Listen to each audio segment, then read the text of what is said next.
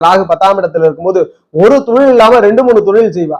வியூகத்தின் மூலமா பிசினஸ் பண்ணுவான். கடின உழைப்பு இல்லாமல் மிக குறுகிய நாலேஜபிள் வேலையெல்லாம் தொழிலெல்லாம் ஜாதகர் பண்ணுவார். இந்த 10ஆம் இடத்துல ராகு இருக்கிறவர் உபஜய ஸ்தானத்துல ஒரு பாவம் தான் இந்த 10ஆம் இடம். இந்த 10லே ராகு அமர்வது ஓரளவுக்கு மேல ஒரு ஃபேவரட்டான ஒரு பாவமாக வரையறுத்துறோம். அப்ப ராகு 10ல் அமர்றார், வீடு கொடுத்தவர் வலுக்கிறார்.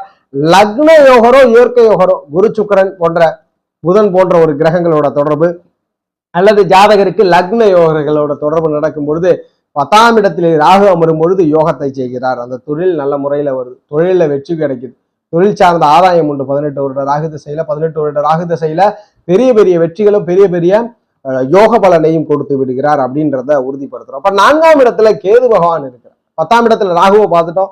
ராகுவிற்கு வீடு கொடுத்தவர் யோகரா இருக்கணும். ராகுவிற்கு வீடு கொடுத்தவர் யோக பலனா வலுக்கணும்.